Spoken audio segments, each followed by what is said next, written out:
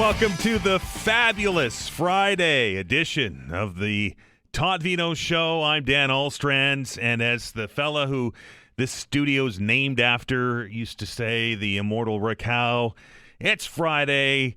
Yeehaw. Beautiful early fall day out there, isn't it? Sunshine, cooler temperatures, as I've said many times. Fall is the best season here in Nova Scotia. Now, the Premier took the woods ban restrictions off of 2 additional counties yesterday. Now you can go into the woods in Colchester and Pictou counties, in addition to the other counties that we saw the restrictions taken off earlier a few weeks ago. But the bans do remain in effect in Cumberland, Hants, Lunenburg, Kings, Annapolis, Queens, Shelburne, and Yarmouth counties. Now, the Premier says that the people who watch the danger levels in those woods are keeping a close eye on things. I said it yesterday, and I'll say it again today. I hope those officials are keeping as close a watch as possible and take these bans off as soon as possible, because if you look at the map, still about half of the province remains under this woods ban. Of course, the fire ban remains in effect right across Nova Scotia today. Some breaking news happening over the last 30 minutes or so. A big development in the ongoing investigation into the tragic death of Charlie Kirk. President Trump was on Fox and Friends this morning and said, and I quote, "With a high degree of certainty, the suspect in the Charlie Kirk killing has been caught." Now, federal investigators and state officials yesterday released a bunch of photos and video of the person they believed responsible. Kirk was shot as he spoke, of course, to that crowd gathered at a courtyard at the Utah Valley University in Orem. Now, earlier in the day and yesterday, they said they had about 7,000 leads and tips that had poured in. Authorities have yet to publicly name the suspect or cite a motive in the killing. In the latest act of political violence in the United States, they did say yesterday that a 30 caliber Mauser, that's the action on the rifle, it was a bolt action rifle, was found in the woods, and a spent cartridge was in the chamber. 3 other rounds were in the magazine. That, according to information circulated among law enforcement and was described to the Associated Press. The weapon and ammunition being analyzed by law enforcement at a federal lab. The assassination offers latest example of how security measures can be defeated in an area of escalating political violence. One of the questions I have, this is eerily similar to the situation that we saw the president, assassination attempt on him, right? It's almost the same distance, rooftop, that kind of thing. I get it. The level of security for the president or at that point, a candidate for president and for Charlie Kirk, probably 2 different things. But it was one of the questions that I have. I will say that if this does get confirmed, and I have no reason to believe that it doesn't, if this suspect is in custody, hopefully we will get some of the questions that are out there answered. We will get some insight as to why this happened, motivations, all of that stuff. But the President of the United States, Donald Trump, earlier this morning, about 40 minutes ago, saying that with a high degree of certainty, with the words he used, that the suspect in the Charlie Kirk killing has been caught. So we'll keep our eyes on that as we roll forward here on a Friday. To the other news of the day, the Toronto Blue Jays continue their march towards the postseason. A complete game shutout for Kevin Gausman yesterday afternoon. Now, the Jays still up 3 games on New York and 3.5 games up on those Boston Red Sox. Jays open a series in Baltimore tonight, and of course, you can catch the action here on 95.7 News Radio. Also in the sporting world, we know that we're a week away now from the start of the Halifax Moosehead season. The Herd will open their account on the 2025-26 season in Charlottetown next Friday. So a week today, and as become tradition here, you can catch all of the action from the ice all season long right here on 95.7 News Radio. Gareth McDonald is back for another season, and we'll bring you the action from the ice. I would suspect that the Scotiabank Centre will be quite a energetic place for the Mooseheads this year. We know they had a bit of a surprise season, going a little bit further, and a big playoff upset in the first round for the Moose. Will they advance it this year? It's a long season and time will tell, but as I mentioned, you can catch all the action right here on 95.7 News Radio. Very quickly, I've been getting a couple of emails and questions from y'all out there, sports fans, asking about Blue Jays and Blue Jays playoff baseball and Halifax Mooseheads. Of course, the Blue Jays making that march towards the playoffs. Chances are really good, not 100%, but really good that they'll make the playoffs, depending on where they end up and if it's wild cards and everything else. And, of course, with the playoffs starting and the Halifax Moosehead season kicking off around the same time, what an exciting time, right? It would be it's a sports fan's dream, so to speak. Now, you may or may not know that as a radio station here, we cannot stream Major League Baseball games on the internet, right? We carry them over the radio, as we have for many years, but we're not under rules from the Major League of Baseball. We're unable to stream them. So what we're going to do, if there is a conflict when the Jays get into the playoffs, not during the regular season, but when they get into the playoffs, and if there's a conflict with a Mooseheads game, we're going to bring you both. We're going to put the Blue Jays onto the radio, which we do traditionally, and we will move the Mooseheads broadcast to the stream, which we're allowed to do. So we'll try to do the best of both worlds. As I mentioned before, an exciting time for sports fans right around HRM and right across Canada as the Jays obviously have a whole nation pulling for them as they move into this latest and greatest playoff push. Go Jays, go. Go Moose, go. And don't forget, we're going to open up the telephone lines today in hour number 2. Lots of great discussions this week. We can pick up on some of those. Something we touched on this week, something we didn't touch on and you want to raise. That's the beauty of the Friday free-for-all. Often imitated, never duplicated. The Friday free-for-all will go today after 11 o'clock, and you will lead the conversation. I try to kind of stand back and just kind of let it go where it's going to go. We'll see how that works. And I know there's a lot of things out there to talk about, and I know that you're going to participate like you always do.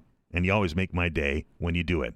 Before we go any further, big thanks to Vanessa Vandenez on the other side of the glass, who does what she does better than anybody else and does a fantastic job keeping everybody in line and getting the show together.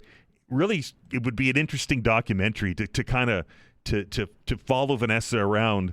Maybe can we do that on TikTok? Maybe do we even do TikTok anymore? I don't know, but that would be something to you just see how extremely busy she is when Todd's in the chair or when I'm here or when somebody else is in here and she's running around making sure all the T's are crossed and the I's are dotted, and then we have all the information that we have. And as you can imagine, it's a rather large production to get this show ready to go. I got pages of notes, and Vanessa does all of the work in the back end, and we could not do this without her. I'm embarrassing her now. So that would be something. Maybe that's something we should look at. We can just do a day in the life of Vanessa Vandenez. It would be fascinating. We've got a busy show planned for you today. As I mentioned, the open hour will go at 11 o'clock today. Tim, our good friend Tim Powers from Summa Strategies and Abacus Data will be here to go over some of the things in Ottawa. Kind of got overshadowed yesterday, didn't it? With all of the coverage and the fallout from that tragic shooting in Utah. The Prime Minister announcing the first 5 major projects under his major projects push to stimulate the Canadian economy that was released yesterday. No pipeline and no anger from Alberta's premier, which is kind of weird to me. Now, to her credit, Danielle Smith has kept the government's feet to the fire on this, and there's been an awful lot of discussion about Alberta and where it stands in the country as of late, but she wasn't very up. I thought she was going to be mad, but she wasn't. She said that finally Alberta is being heard with regards to this. The reason why I think she said that was that the Prime Minister has said that he is willing to ease some of the red tape when it comes to constructing pipelines in that province. And to this point, my understanding was that not a lot of, if anybody, came forward and said they were willing to build it under the current set of rules that are out there. So No pipeline, some projects in Montreal, projects in BC. The Wind West project, Tim Houston's wind energy project, wasn't in the 5, but there was, can you call it an honorable mention, maybe? The Premier seemed to be pretty happy, putting out a release yesterday or a statement yesterday saying that, it's on the agenda, it's on the radar, and this was a good first step. So it wasn't announced in the Big 5, but it is certainly on the list, maybe of to come. And I know that the Premier is all in, as they would say, on this Wind West project. And if you don't know what I'm talking about, that's the proposal to build those wind turbines offshore here and generate much more electricity than we need in Nova Scotia, and to take that surplus energy and sell it to places like Ontario and other places west, and try and boost the Nova Scotia economy. Not in the top 5 yesterday, but the Premier says still up there, and that it was a good first step yesterday. Might be something you want to talk about in the open hour. That whole bunch more. We have a fantastic show planned for you today. I hope you can spend a few minutes with us.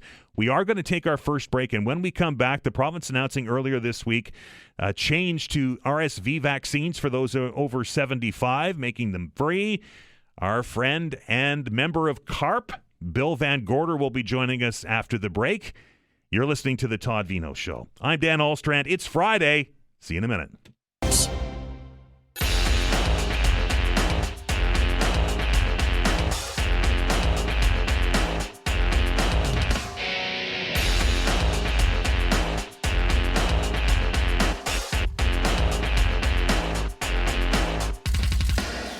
Welcome back to the Todd Veinotte Show. I'm Dan Alstrand. It is Friday as we roll on into a weekend. You heard the news earlier this week that the provincial government was making a change to how it covers the vaccine for RSV, which is a virus that is impacting a lot of people. Dr. Gillis will tell us that between COVID and RSV and some of the viruses that are circulating around the community, the ERs are packed with people who are sick. And of course, we know that the people over the age of 75 at much more of a risk of severe complications to this virus. And this new change is going to make a vaccination against RSV free to 75 and older. And we're very pleased to welcome to the program from the Canadian Association of Retired Persons, or CARP. That's Bill VanGorder. Bill, how are you? I'm good, Dan. Thank you for talking to us about this important topic. Now, Bill, I know you and I have talked about vaccines and costs of things many times, and I know this one was right at the top of your list. You must have been pretty happy to hear when the province made this change. We really were, and it was a bit of a surprise. We had hoped it would happen this year, but we didn't know whether it was going to happen in time for this year's virus season, and it's going to, because it's available now, so we're very happy. This was it's a fairly expensive vaccine. Well, it is.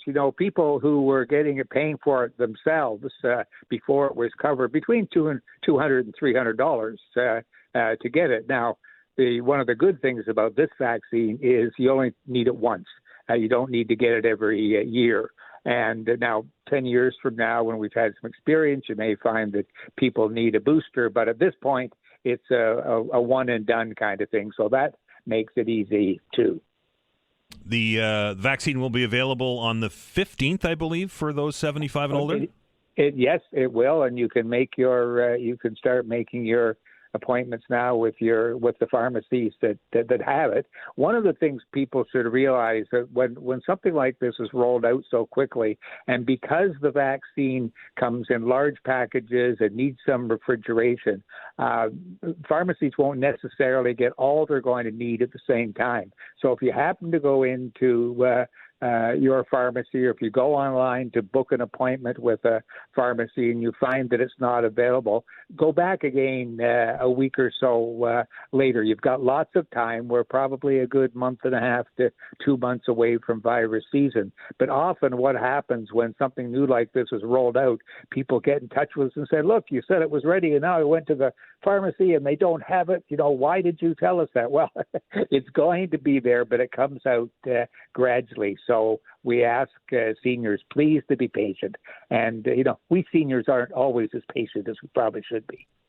Fair enough. But no, that's not just not for seniors, I'll tell you, Bill. No, yeah. The other issue, of course, is that with all the misinformation that's coming out of that guy in the States who thinks he's in charge of health, all about immunization. It's confusing for people these days. Also, they don't know what RSV is. You see, the problem is that RSV has been known in little babies for years, right? But there hasn't been a vaccine for older people. That's just been recently developed, so people hadn't heard about it. They don't know when they hear the term respiratory syncytial virus, which is what RSV is. They get confused by it. And it used to be that when people got it, they almost always got into pneumonia or bronchitis or other, and then their immunities went down, especially when they were in the hospital or in emergency situations where they were picking up other viruses. So you didn't hear about it a lot. But as you said in your introduction, it's a killer, and to have a vaccine that people over 75 or 75 and over can get is good. And by the way, 75 is good news. The National Advisory Council on Immunization, NACI, the people that set the standards for all vaccines, and that's what they recommend is 75 plus. So, we're really happy also that, the provincial governments don't always do exactly what NACI recommends. This time they are with the 75 plus for the RSV vaccine. Bill, we would be remiss if we didn't say that this program has also been opened up to infants. As you mentioned, this was up until just a few years ago was an infant disease. For children under 8 months of age will also be offered this program as well. So I just wanted to get that out there. It will be offered, and it'll be offered automatically. It won't be as complicated for people to get it. So if you've got a baby at that age, and they're going to offer it to you before you go home from the hospital, or your doctor's going to offer it to you right away. Really important to that, because most people have had some experience where a baby in the family has gotten at a very young age, and it's terrible. They can't breathe. There's no cure for it. That's one of the problems.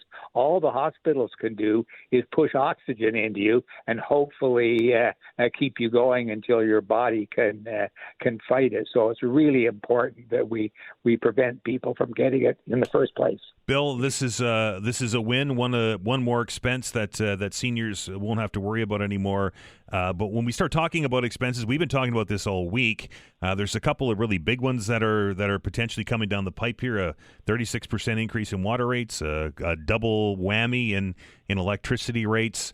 I often hear from seniors who say that we're on a fixed income and we will have real trouble handling this. What are your members telling you? Well, that's exactly what they're saying. They're saying, look, we're on fixed incomes. And, it doesn't matter what level your fixed income is at, low or high, it's fixed.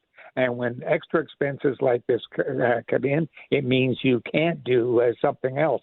And for lower income people, they're going to have to make choices. Do they pay for the water, do they pay for the electricity, or do they pay for their medicine? So it's huge. It used to be, Dan, when you and I first started talking, the main concern people always had when we did our surveys, and we do them regularly, was health concerns of some kind. In the last couple of years, the number one has been financial security, people worrying about whether they'll outlive their money, whether they'll have enough money to live. In Nova Scotia, for instance, 30% of single women over 65 in rural Nova Scotia live below the poverty line, or the low income line, like the government likes to call it now, but it's still a poverty line. That's terrible. How are these people going to be hit by these increases? So CARP has been in touch with all the appropriate authorities and said to them that we'll back you and we'll help you fight this in any way you can. But please, elected officials, don't let them make these huge increases that they're talking about. Bill, as always, a pleasure, sir. Thank you, Dan. Anytime. Have a fantastic weekend. You too. Thank you. That is Bill VanGorder from the Nova Scotia chapter of the Canadian Association of Retired Persons, or CARP.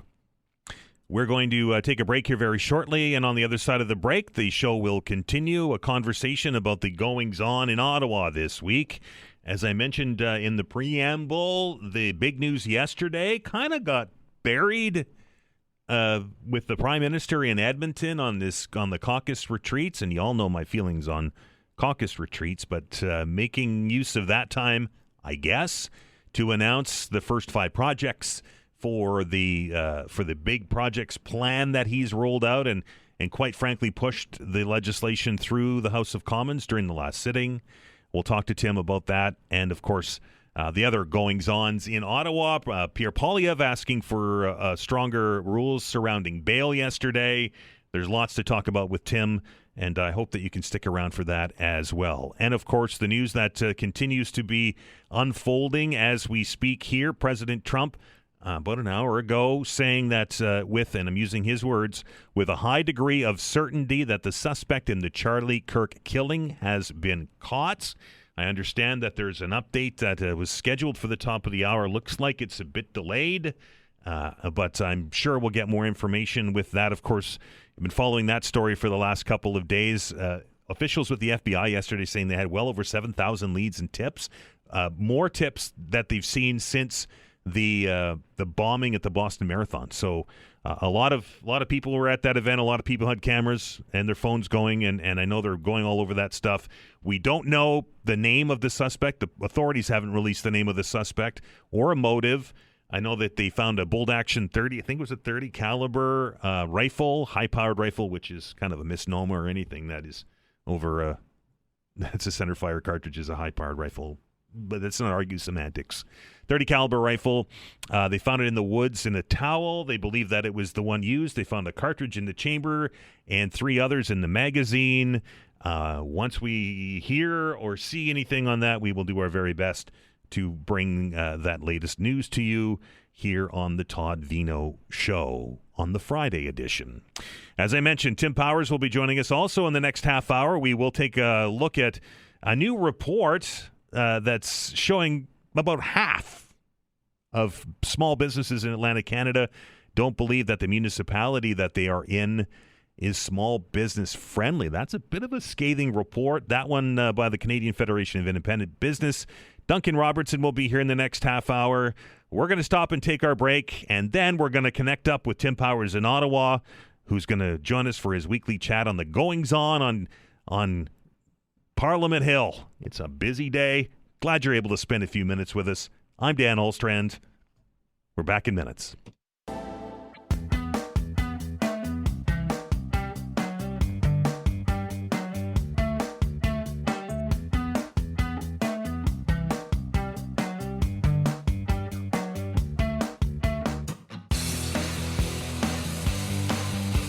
Continuing with the fabulous Friday edition of the Todd Veinotte Show, I'm Dan Olstrand. It has been a busy week, as it is most weeks in this country on the national scene.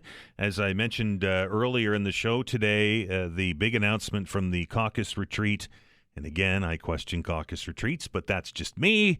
Yesterday was the announcement of the so-called Big Five projects. This all part of Prime Minister Mark Carney's big projects plan that was kind of shuttled, I will say, for lack of a better term, through the House of Commons during the last sitting.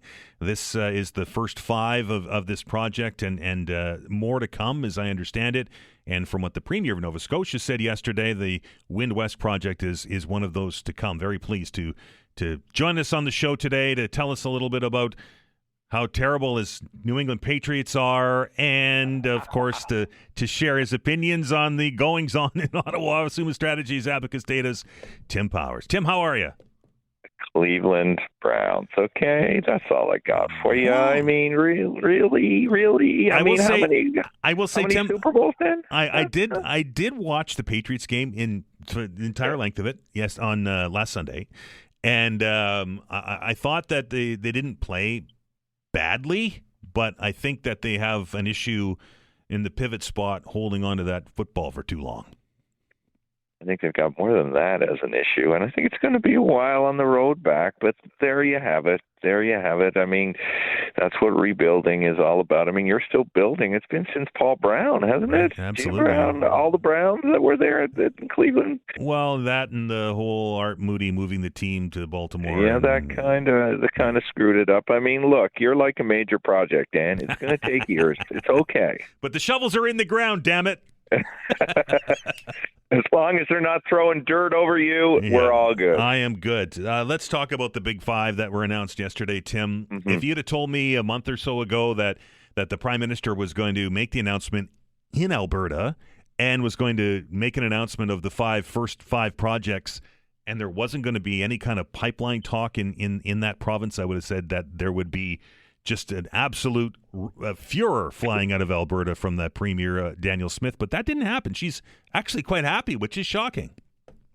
Yeah, because like Premier Houston, who you mentioned a minute ago, was mentioned in news about the wind energy project, there's an Alberta project in the so-called second five, the Pathways project. And I think Premier Smith also, somewhere I saw today, quoted as saying, this reset of the relationship has been good. So, give Kearney marks for managing the politics of the moment very well, though he's getting, some strong criticism from the federal Conservatives for only having a list, which you would expect them to criticize him for. People like Danielle Smith and others, and even Doug Ford, who was irritated last week because there weren't not enough Ontario projects on the draft list, seem to be still giving him the benefit of the doubt at the moment. And the fact that the Liberals have spent so much time in Alberta, I don't know if it'll ever change their political fortunes there, but Kearney is trying, and I think people are noticing that to a certain degree. The Premier of Alberta is saying that there's nobody that's really stepping up that wants to build a pipeline in the current regulatory regime, and yep. There has been some sort of maybe some talk, some discussion about loosening some of the rules, and I think that was had part to play that she wasn't completely losing her mind.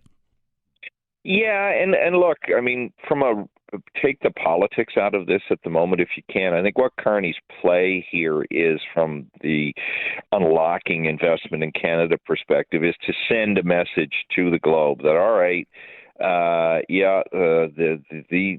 we're on this. We're moving forward on this. We're going to try and get these things done. What does that do in real terms? Well, it impacts investment decisions. And what do investment decisions do? Well, they signal where people are going to spend their money. Corporations are going to spend their money. Those happen before shovels go in the ground. They happen years before shovels go in the ground. So, he's trying to send that message to the world that this is the place to come now. The other benefit I think he's trying to say that investing in Canada gives you is, you could have access to the USMCA or CUSMA, whatever we call it, in Canada, because we have that relationship with the U.S. And all of that's good, but it doesn't happen fast, right? Even though investment decisions could. So it creates great political opportunity for Poilievre and the Conservatives to say, well, it's only a list. The reality is, though, Dan, if they were in power, they pretty much would only be able to do the same thing too, but they're trying to make Canadians become more impatient with Mark Carney so that can be to their political benefit. That's what opposition parties do. The next five or the next on the list, so to speak, is it dependent on the success of the first five, do you think, or is this to sort of smooth the waters out in the provinces that didn't get in the first five? I think it, first of all, is to smooth the waters out. I mean, I think on the wind energy project that mentioned for Atlantic Canada and Halifax, or in the Halifax area. I mean, I heard the Prime Minister's answer. He tried to tie us all in there together. It was going to be good for Churchill Falls. It was going to be good for our Gull Island related to Churchill Falls. It was going to be good for New Brunswick. My God, it may even operate the lights on the Prei Bridge. So, yeah, I mean, there's some smoothing over in there. I think those projects, though, are also going to be less about geography and more about where they are in their own individual processes. But I think the politics of it was you couldn't, name 5 and then not name some others there that at least suggested the national government was thinking about the regions having nation-building projects. Pierre Poilievre making some announcements and some almost campaign-style promises yesterday, demanding stronger conditions on bail as he continues his push on tough on crime. Yeah, and again, classic opposition politics, classic issue that I think just about every community in the country has some crime issue that's captured their headlines, and people feel probably feeling less safe than maybe they did 10, 12 years ago. So he's pushing that. The bail reform one, even Carney has talked about acting on bail reform because there have been some high-profile cases of people who were on bail and committed crimes again. So, and again, I will say this, Dan, a lot of this is also about January. We talked about this last week. Poilievre has got to keep his hardcore supporters happy, and they are, many of them, adamant that we're too soft on crime. So every time he talks about that, they will go, yeah, Pierre's the man. So a lot of calculation around all of that. Of course, south of the border, the discussion has obviously gone for the last couple of days now with the assassination of Charlie Kirk. We took a lot of calls and we had a lot of discussion on it here yesterday, Tim, and I'm sure you and your circles have as well, about sort of, the temperature of politics in the United States and likely by extension here in Canada. I guess your thoughts on this and is this a defining moment? Is this a critical moment? What do you think this is? Well, sadly, we've always had political violence, right, south of the border, and we've had some of it here, too.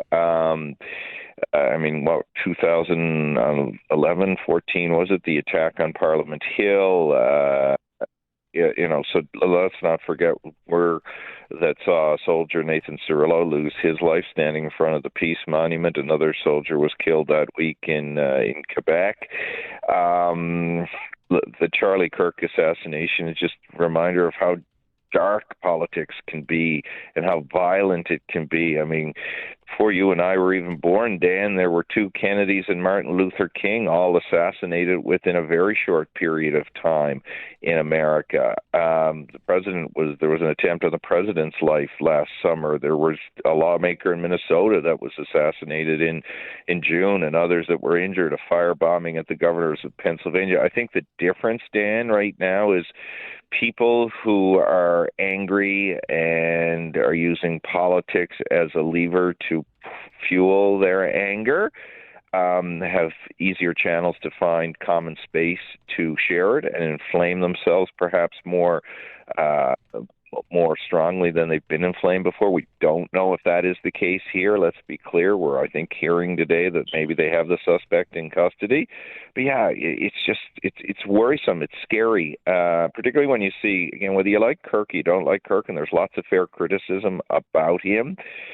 He was trying to motivate people. You can question his methods, and I will, to get people out. But 32 gunned down for the whole world to see. That's not good. No, and it's for me and a bunch of our callers yesterday. It was I think a moment where we really need to take a look at this and to try and moderate the temperature. I mean, it's great to have discussions. It's great to have discourse.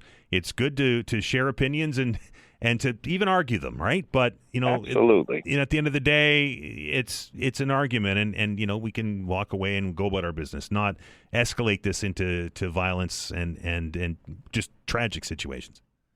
No, and you're so right, and well said. I just found yesterday really dark, and of course yesterday, 24th anniversary of 9/11, and so much horror happened on that day. But Halifax stepped up on that day, Gander stepped up on that day. We all need to step up now, the days after of Charlie Kirk's assassination, and you and I and others who use and host talk radio programs also have to push for accountability and criticism, but we can do it in tones that aren't just about being provocative and dangerous all the time.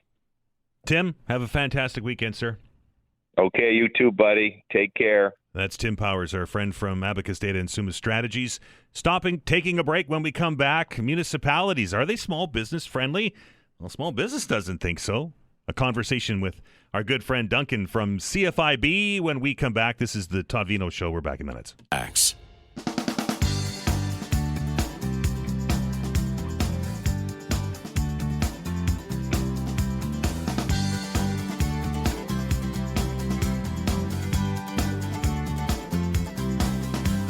All right, lots of breaking news happening here, and our good friend Duncan Ferguson from CFIB in the studio. Just want to relay some information to you that has come across my desk.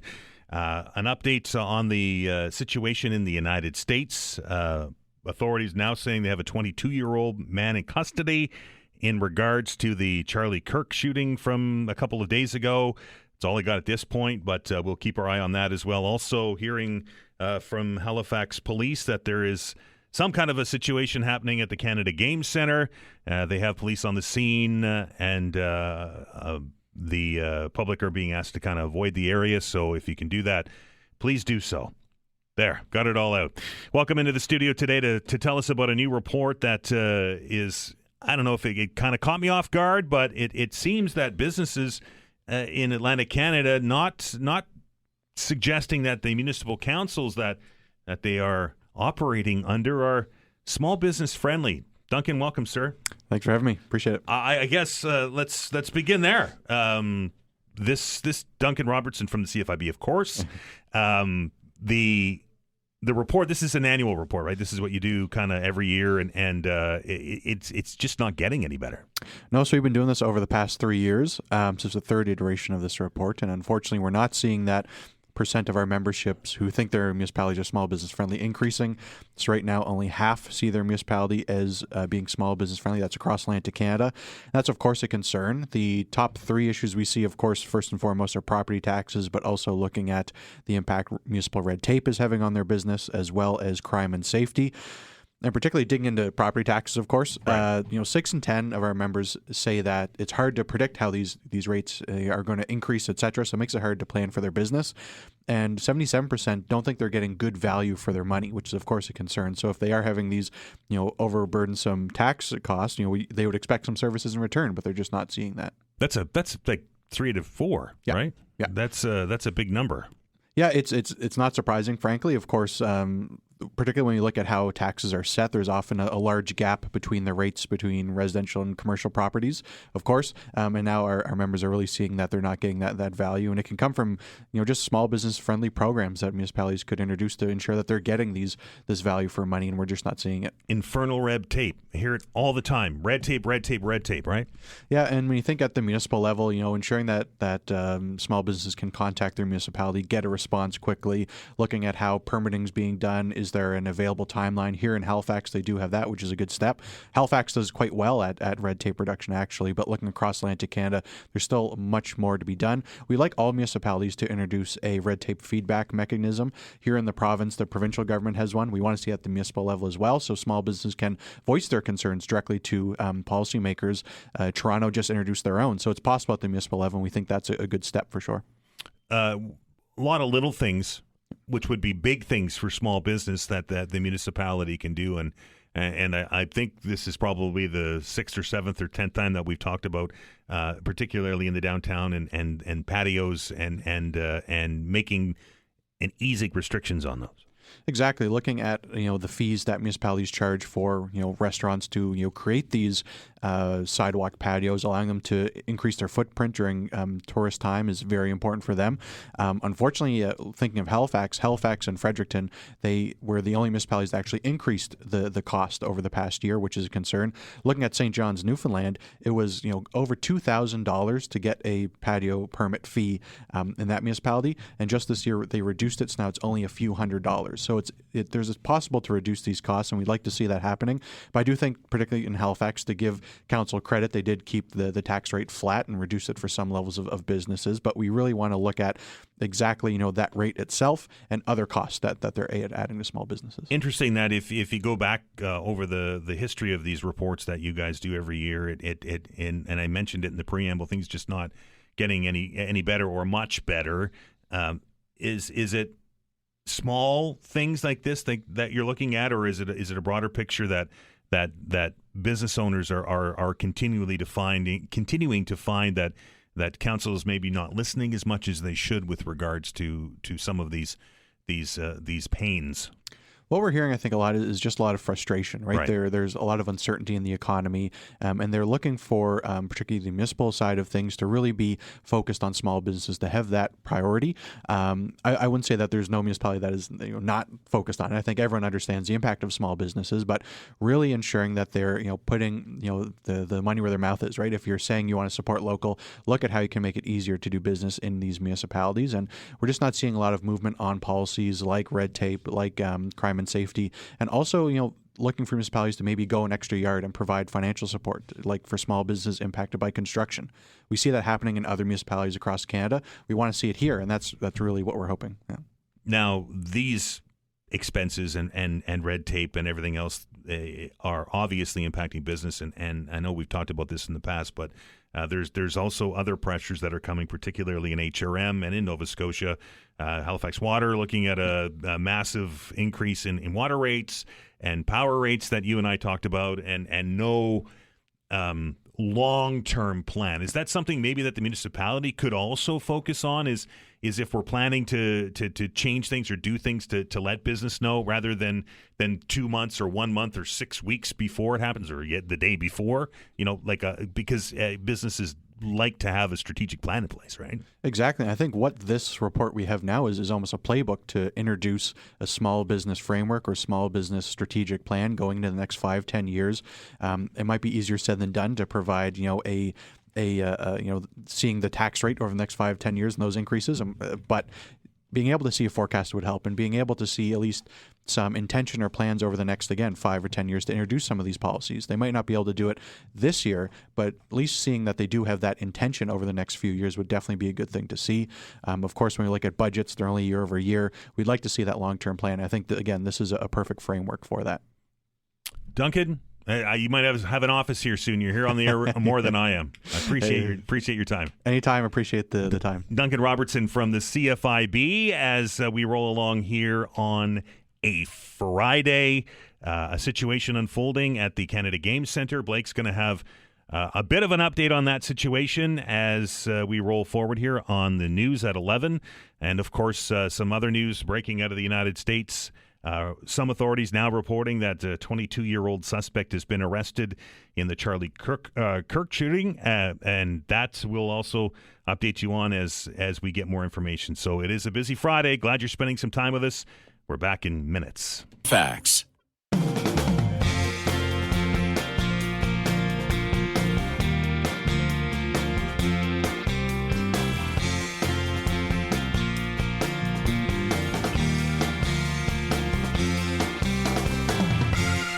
All right, it's time for the open hour.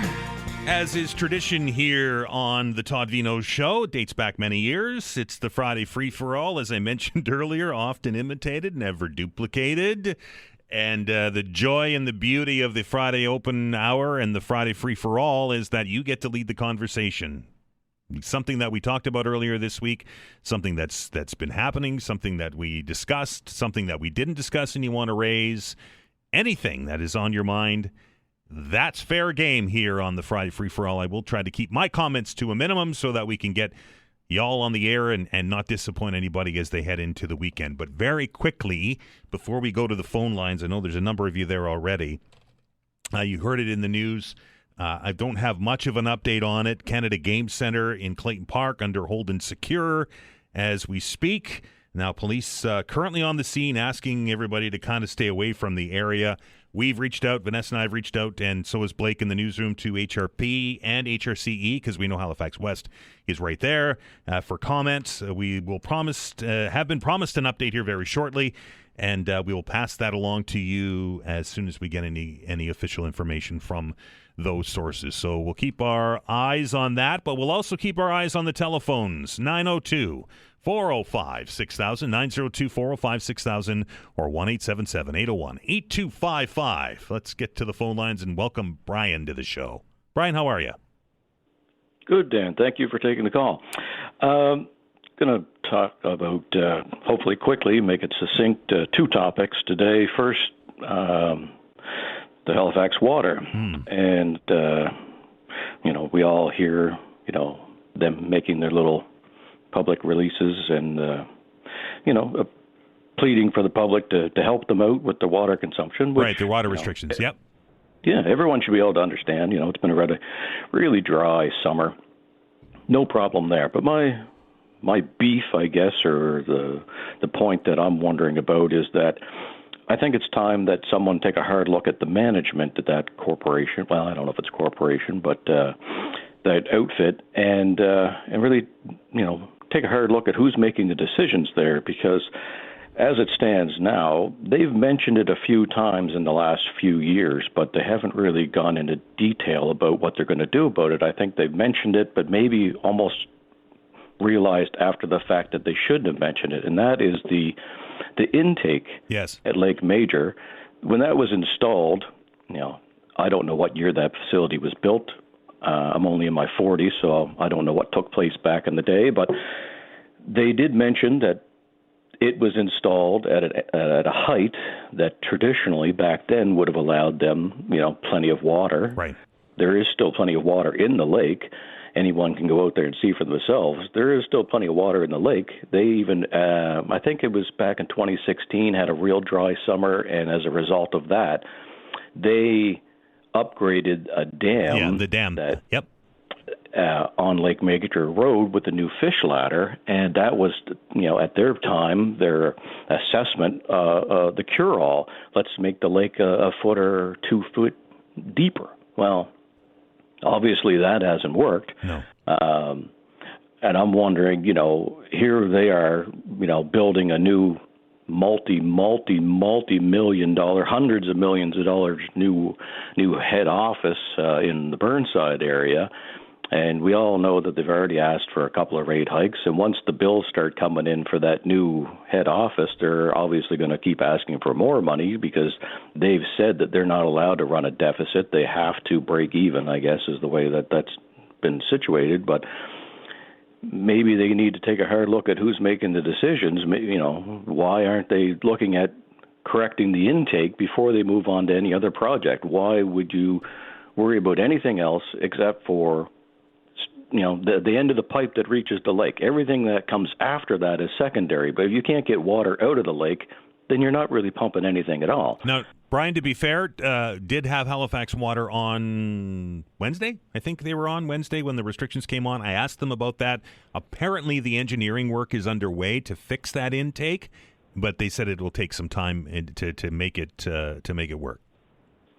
Well, that's all well and good. But right. No, I get it. There's people that can't use their washing machines. I get it. I hear you. I hear you. And there's still plenty of water in the lake. We just don't have access to it. And I think that's 5 or 6 years too slow in reacting to the problem. Right. The other thing that I wanted to talk about, which is another company that constantly asks us for rate hikes, and that's Nova Scotia Power. Right. Now, we all saw Mr. Houston on the news last evening, and he looked like he was beaming ear to ear, the smile on his face you couldn't crack but a hammer. So I don't know what he foresees going into the coffers of this province, or maybe his own back pocket when this all goes through, potentially in the next 5 to 10 years. But I'd like to put it on the table now that he has stated in multiple releases that this project will potentially produce, 40, 50, I think, gigawatts of electricity or whatever it is, and yes. we only use 2 gigawatts here in the province. Yep, you're correct. Well, that would lead me to believe that maybe it's time for them to take a hard negotiation with whomever it is that's going to possibly come in and look to invest and build this project to be direct competition with Nova Scotia Power. And it's time to kick Nova Scotia Power in the butt and say, if you're not willing to get on board with this project and guarantee maybe a 40 or 50% reduction in ratepayers' usage fees for the next 50 or 100 years, maybe cut them out of the deal completely and move on to some other big multinational conglomerate that's willing to come in here, realize the potential of the project, and they are going to make a lot of money, but not do it on the backs of our ratepayers in this province. Why should we end up watching all this happen off of our shores and not get the benefit of it? It's going to look great for Mr. Houston, big feather in his cap if this all goes through. But guess what? The lowly people that are just scraping by here now, we don't get by on pretty smiles on TV. We need rate cuts and we need long-term plans.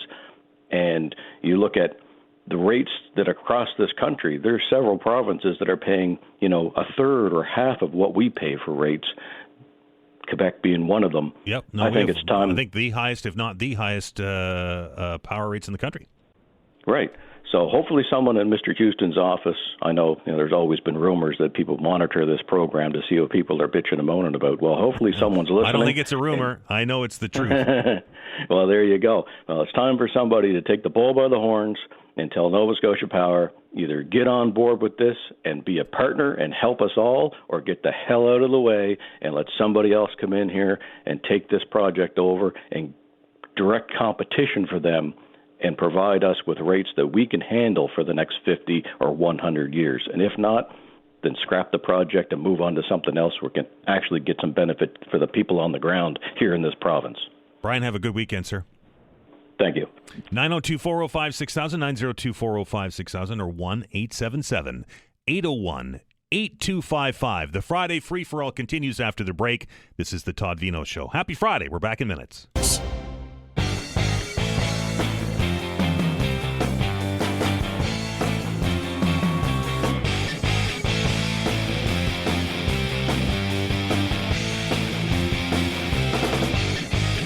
All right, promised you an update on the situation at the Canada Games Centre. We haven't got an update from HRP with regards to what happened, but we have received an update over the last 5 minutes or so from Halifax Regional Centre for Education. It reads that Halifax West was in fact in hold and secure for about 30 minutes this morning at the request of police, who said they were managing an issue in the community. The release goes on to say there was no direct threat to the school. Students and staff remained safe and learning continued. The hold and secure was lifted at 10:42 this morning, and HRCE says that routines are continuing and families have been notified. So there was a hold and secure at Halifax West as regard to this incident that we don't know a whole lot about yet. Been promised an update from HRP in the coming minutes, and we'll bring that to you. But that hold and secure at Halifax West now lifted. Was lifted about half an hour ago, 10:42 this morning. So keep your radio locked right here to 95.7 News Radio. We'll bring you the very latest on that as we continue to move forward. This is the Friday Free-for-All. Your chance to talk about whatever it is on your mind. The lines are open, and there's a couple available here for you. 902-405-6000 or 1-877-801-8255 to the phones. And welcome Len to the show. Len, how are you? Not too bad. And yourself, Dan? Good. What's on your mind today, sir? I think you're on there for such a long time now. We're going to have to call that the Dan Show. No, I'm just keeping the seat warm, Len. That's all I'm doing. Okay. Listen, I just want to say, I was a small business. I had a business, and I couldn't stay in business because of the taxes that were implemented on my business, and I had to get out. And like that gentleman said earlier that was discussing how the municipality doesn't seem to care about small businesses and helping them out. I mean, when you figure out the hidden taxes that we had and people still have on their business, it's not easy to control your business and be profitable. the other thing I just want to mention is let's not forget about that second tragedy that happened in the United States. Our condolences go out to the Kirk family, Right. but our condolences should also go out to that poor mother and that husband and wife that take their child to a daycare center that was 18 months old only, and about 6 or 7 other children that were injured because this, I hate to say it, this idiot that drove his vehicle into a daycare center, killing that poor 18-year-old and killing. That was in Ontario, was it not? Terrible. What was that? That was in Ontario, was it not? I thought it was in the United States. No, I think it was in like Richmond Hill or something. It was. I believe it was in Ontario. Maybe you're correct, but nobody ever mentions that anymore, and that was really a bad tragedy as well. And we don't even know how these children that were injured. Nobody in the news is mentioning them. Are they surviving or what? But our condolences and prayers go out to that poor mother and husband that take their child to a daycare center, 18 months old, and go back to pick it up, and they find that their child is dead. I think that's terrible. Anyway, you have a good weekend. You too, Len. 902-405-6000. I understand, and I'll have to look it up, but I understand that it was I think the driver was, I don't want to, I think maybe it was 70 years old, I think, and has been charged with a couple of offenses. One dangerous driving causing death, I do believe. Anyway, we'll get Vanessa to look it up so that I don't bring you bad information. But the driver of that vehicle that hit the daycare in Ontario has been charged. Police don't believe it was intentional, but has been charged with 2 different offenses. I promised you an update, and here it is. HRP just sending to me moments ago that the result of that hold and secure at the game center around 10 o'clock this morning, they responded to a complaint in the 1600 block of Thomas Riddell Drive. Police received a report that a man had threatened another individual with a firearm last evening. Then around 10:40 this morning, the suspect was found and taken into custody without incident. Police reporting no physical injuries. So I am assuming that hold and secure at the game center is now over. We heard from HRCE that Halifax West was in hold and secure. That's now over. It looks like the situation is done. Ended about 10:40, so just over a half an hour ago. So there's the update from HRP. Our promise to you. 902-405-6000, 1-877-801-8255. Let's welcome Rafe to the program. Rafe, how are you? Good. How are you doing today? Good. What's on your mind? Good. I just wanted, with all this, what's going on down the States for the last year or whatever, or 6 months, I would just like, I know there are Trump supporters in your audience in the area. You've got a man who, first of all, is a convicted sexual molester. He's been convicted of 34 counts of fraud. He's a man who said that immigrants are eating people's cats and dogs. He said that Mexicans and people coming across the border are just rapists and murderers. He's a man who said, let's inject Lysol into our veins to stop COVID. And now he said in a deposition, a legal deposition, when they asked him about his comment that he could grab a woman by their private parts and he can get away with it.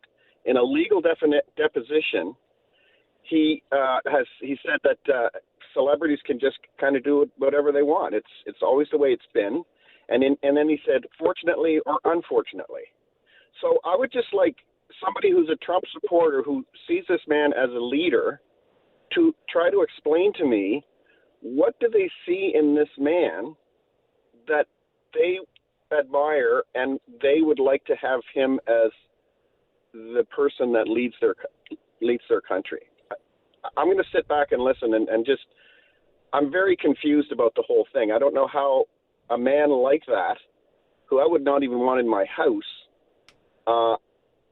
can be the president of a country and have people follow him almost in a cult-like fashion. So that's my question. Is just somebody come on and explain to me what it is about this man. I'm not even talking about the tariffs that has sent the world into an economic tailspin. He said he would stop the war in Russia in one day. Putin is just continuing to absolutely annihilate Ukraine, and Trump does nothing. So that's what I'd like to have. I'm just going to sit back and listen. Somebody please call in and explain to me. All right, Rafe, appreciate it. Thank you. 902-405-6000, 902-405-6000, or 1-877-801-8255. We had a long discussion about political discussions yesterday, and the temperature out there, and I know that a lot of us are watching the events unfold in the United States. So,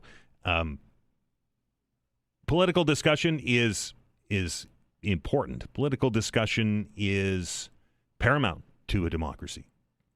We should be able to debate. We should be able to, in fact, argue about what we believe in our leaders and what they should be doing and what they shouldn't be doing, right? But we need to do a better job keeping things civil, for lack of a better term. Because all too often it turns into a screaming match. Accusations fly. Some of the things that Rafe said, I don't know if they're true. I'm sure that he believes they're true, and they very well may be. And I think he asks a legitimate question. Why is Trump such an ineffective leader? 902-405-6000, 902-405-6000. Let us go to the phones and welcome David to the program. David, how are you? Hi, Dan. Yeah, I just want to talk about government spending and its impact on inflation, and especially the cost of housing and constructing new housing by competing for scarce resources and skilled labor. So just in the neighborhood where I live, sort of north in Halifax, and I'm in close proximity, there's the talk of $40 million for a stadium, and then actually now I think it's about $100 million for this sort of Wanderers ground redevelopment. We have about $200 million for the Robie Street expansion, and as well, too, there's been ongoing construction on Almond Street and Iceville for bike lanes. The construction on Almond Street's been going on for almost a year, so the original budget was about $2 million. I can't say what the cost is now, but to say nothing about the sort of benefit or validity of these projects, the priority right now has to be housing and basic infrastructure, people not able to live, not able to afford to live, and that kind of thing. So wouldn't it be reasonable just to pause or delay these projects for 3 or 4 years, maybe to free up the construction materials, the construction equipment, and the skilled labor necessary to build all that housing?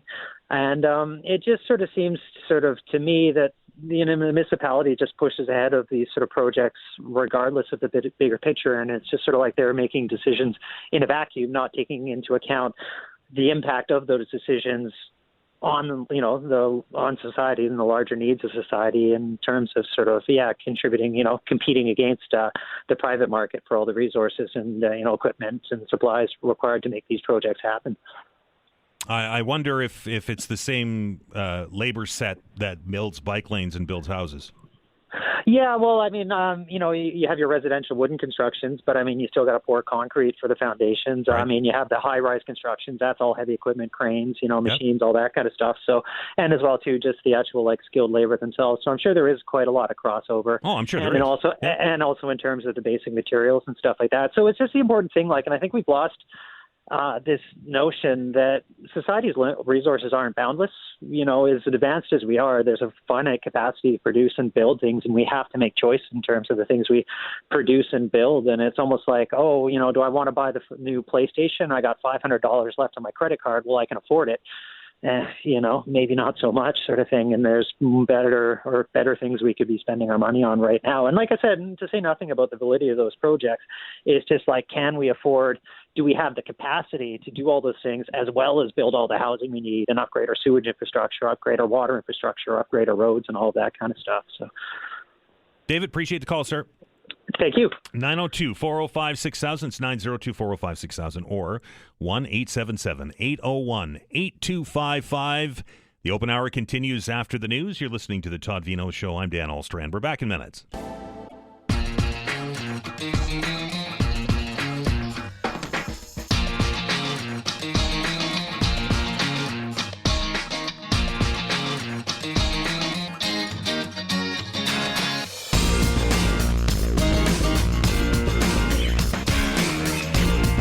All right, welcome back to the Todd Veinotte Show. I'm Dan Allders. As we roll along on a Friday, you can see it, right? The finish line's right there. It's almost here. For those of you that have weekends, I know I get some flack sometimes with people saying, well, I got to work on Saturday and Sunday, Dan. I get it. I understand. I totally do. But for the most part, things a little bit different on the weekends, right, for most. And for those of you that work on the weekends, I get it.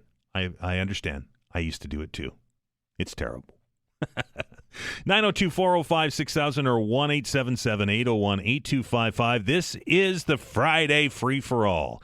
Your chance to talk about whatever it is on your mind. If you want to talk about something that we talked about earlier this week or something that we didn't talk about earlier this week and you want to get it off the chest just before we head into that weekend, if you do, in fact, partake in the weekend, a perfect opportunity to do so. 902-405-6000 or 1-877-801-8255. Off the top of the program today, I said that it was a beautiful fall day. And an emailer, I'll call him Dan, said, hey, wait a minute.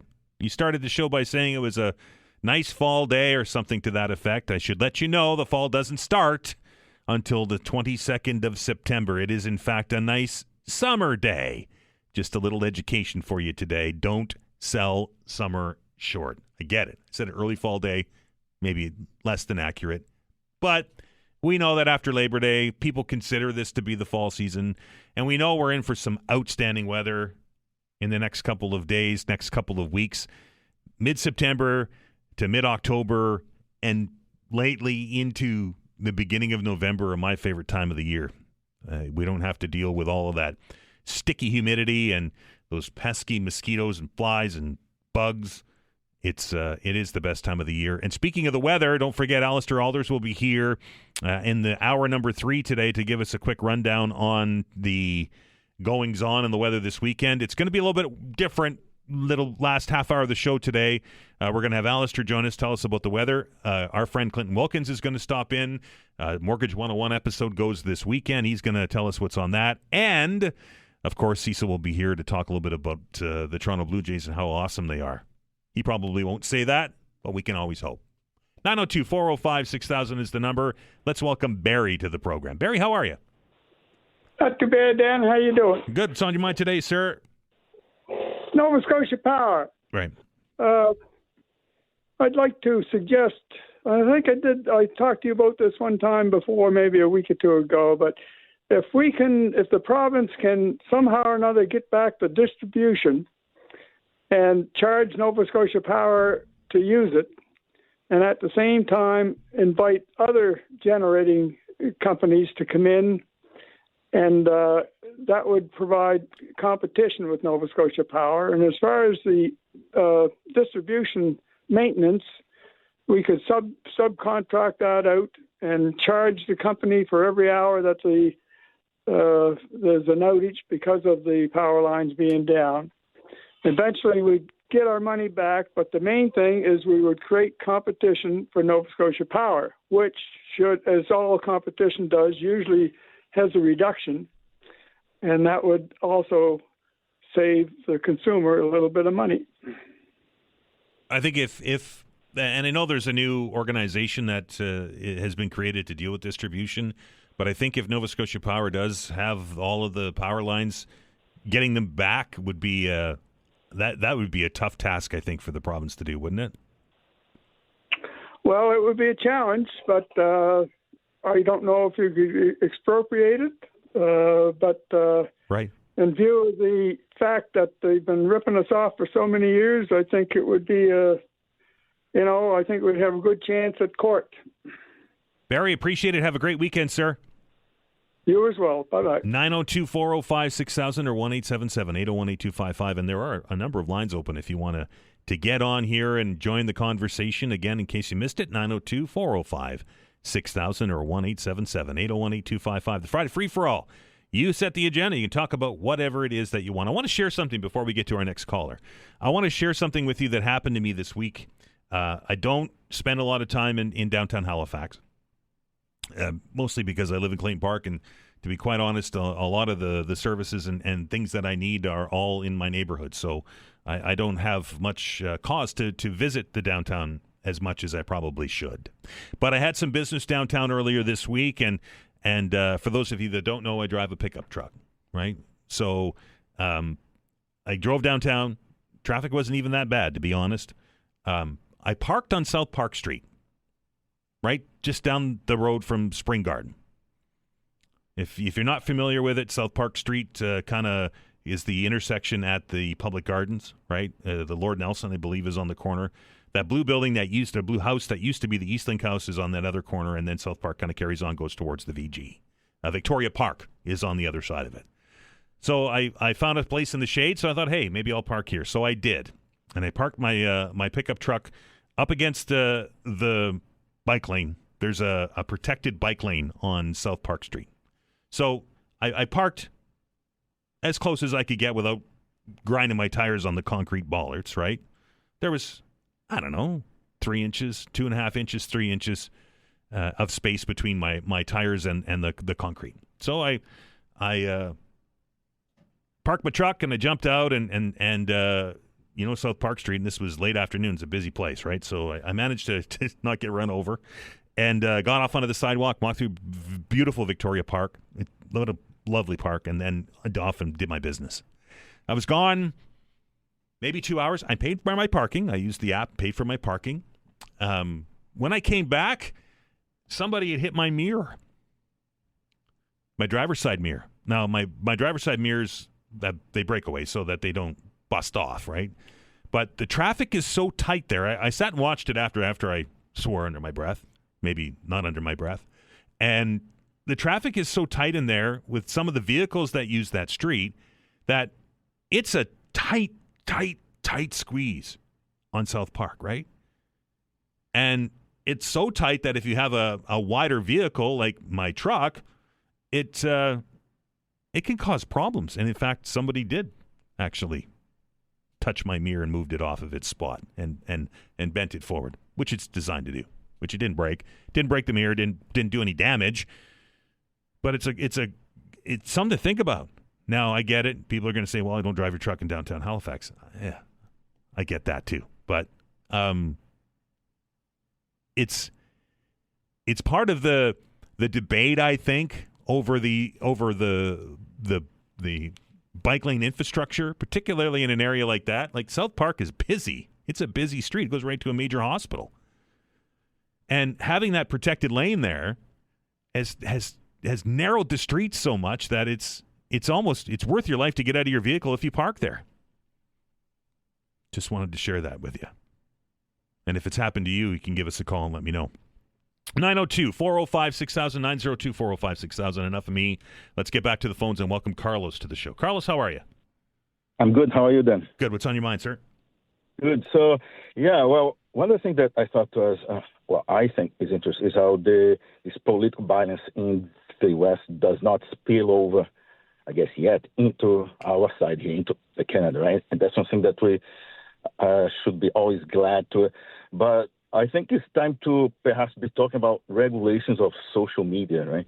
Because they can certainly create the conditions for extremism and extreme reactions to that, to the debates, right?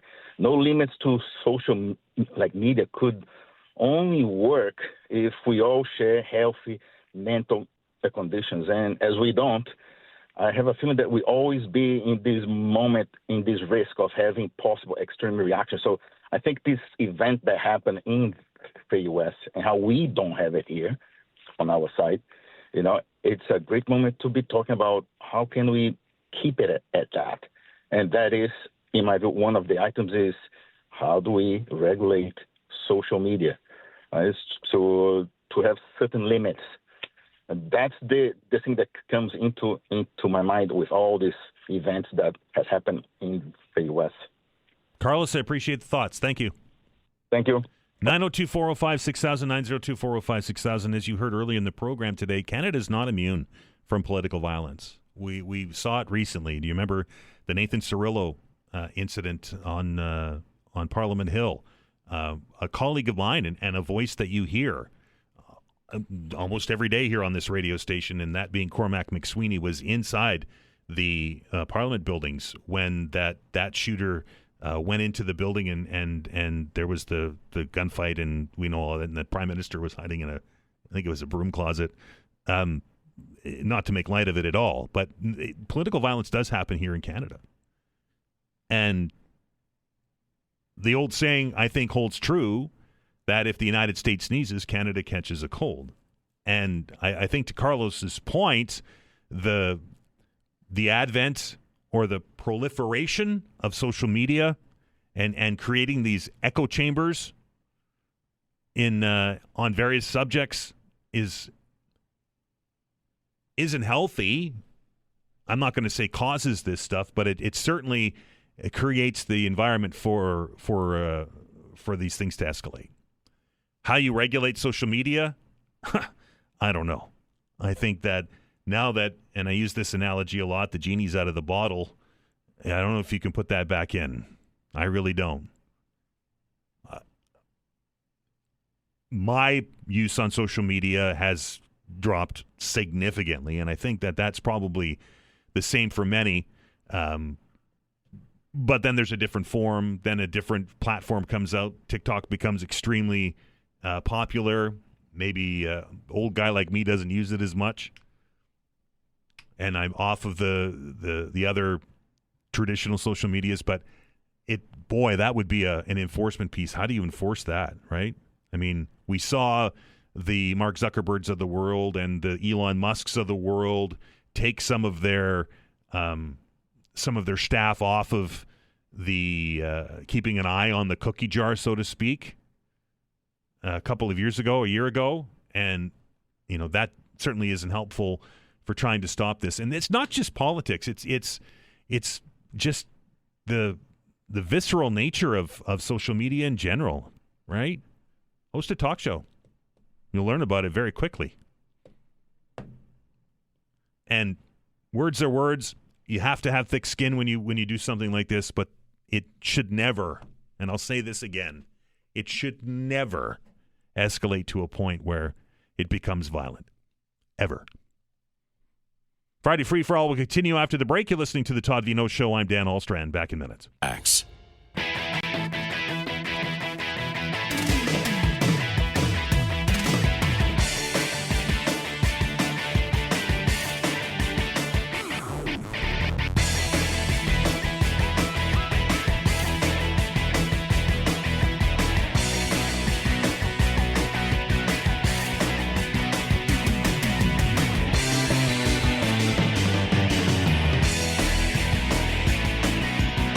Welcome back to the Todd Veinotte Show. Hope you're having a fantastic day as we roll forward here onto a Friday.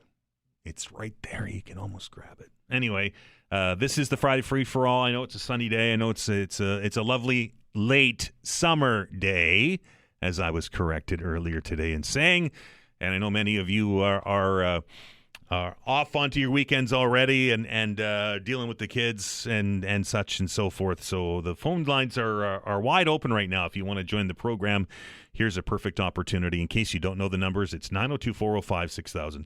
It's 902-405-6000 or 1-877-801-8255. Got an email message in regards to what I had mentioned about South Park Street. It says, "Hey, Dan, as an occasional cyclist, I almost slammed into car mirrors protruding over the painted line. I hope your truck is a work truck. Otherwise, why would you even own one? I knew that was going to happen. It's my lifestyle. I use my truck as a truck, not as a car. There's constantly stuff in it. It goes down dirt roads and 4x and that kind of thing. So that's why I use it.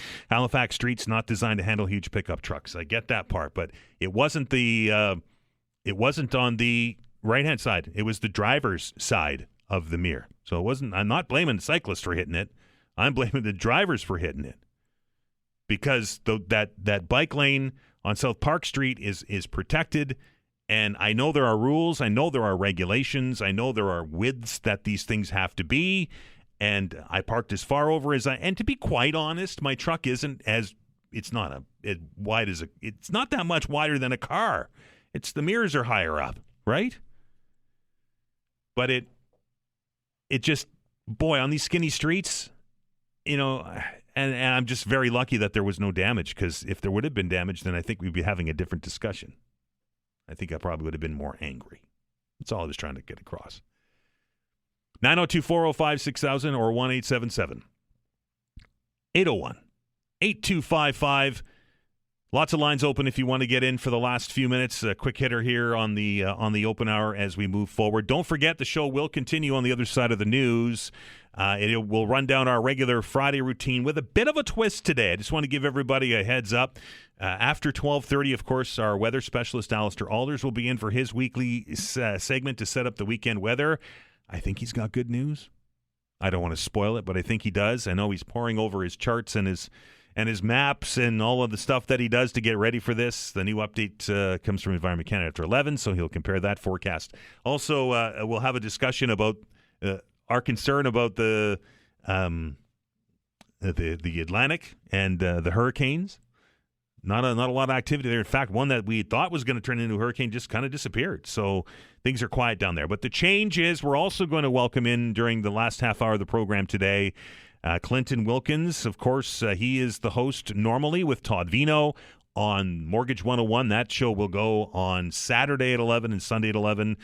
Todd is away, obviously, so I'm going to fill in for host on that. And Clinton will be here to tee that stuff up. And then we'll wrap up the week and head off into an important weekend with our good friend and sports guru, Cecil Wright. That's all part of the program here on a Friday edition of the Todd Veinotte Show. I want to share something with you. I know this is probably not the right or the appropriate time to do it, but it's something that happened to me this week. I had lots happened to me this week. It was a week. I don't know if this has ever happened to you before, but I had a moment of serendipity this week. I was out and getting something to eat for supper. I mentioned I was out doing some stuff downtown on Wednesday and drove home and thought, I don't want to cook, so I'm going to go and get something. So I went into a local pizzeria, which I do on occasion, and, it was donaire time. That's all I'll say about that. Anyway, I don't know if this has ever happened to you before, but I was in the lobby of the pizzeria, right? And there was some kids that were sitting in the corner waiting for their rides, and we're doing what kids do, and I don't have a problem with that. They were being reasonably well behaved. They were eating the restaurant out of house and home, but that's what teenagers do.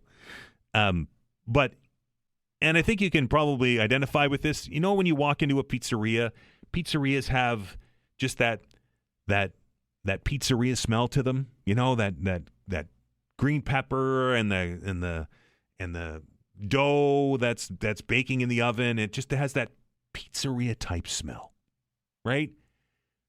And I was sitting there waiting for my order and just inhaling the aroma of a pizzeria, and a song came on the sound system in the pizzeria. It was Bruce Springsteen. It was Thunder Road, right? Hadn't heard that song for some time, and it was just like everything kind of clicked, right? It was that smell, that song, just it was 1981 for me again. I know that song's older than that, but that was kind of my jam, was 1980s, early 1980s, right? It was wild. And just for that quick second, everything seemed right in the world. It doesn't happen often. It goes to show you the power of scent and the power of music, and it just kind of put everything into line for me. Just for that darn second. If you could bottle it and sell that, you'd be a very rich person. Thanks to each and every one of you who picked up the phone, dialed the numbers, and joined the conversation. I truly appreciate it. The show continues on the other side of the news. Blake's coming in to give us the very latest on that situation earlier, that's now over at the Canada Game Centre, and what's going on in the rest of the world. And then we'll jump into hour number 3. I don't know if you've been to anything yet, or if you're planning to go anything this week with the Atlantic International Film Festival underway. There's a new original documentary that is airing. Is that what you say? Showing, I guess, at the film festival. It's called The Pitch. It's a focus on the untold story, of Canada's first pro women's soccer league. We're very proud of our Tides here in Halifax, of course. Diana Matheson, who's behind the league and a former member of the national women's soccer team, is featured in this documentary, and she'll be here along with the some of the people behind the film. That's coming up afternoon. And, of course, don't forget that Allister will be here after 12:30 to tee up your weekend weather. Time for a break. Time for the news. On the other side of it, the show continues. You are listening to the Todd Veinotte Show. I'm Dan Olstrand. We're back in minutes. Axe.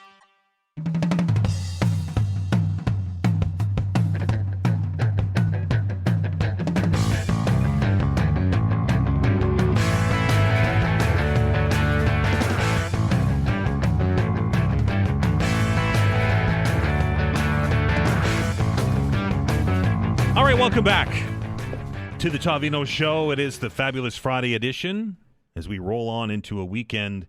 I know that in the infancy as the genesis of the creation of the first pro women's soccer league in Canada, that one of our next guests was in the studio telling us all about it. Oops, and I hung up on her. So now Vanessa's going to be mad at me, and she's going to have to make that happen.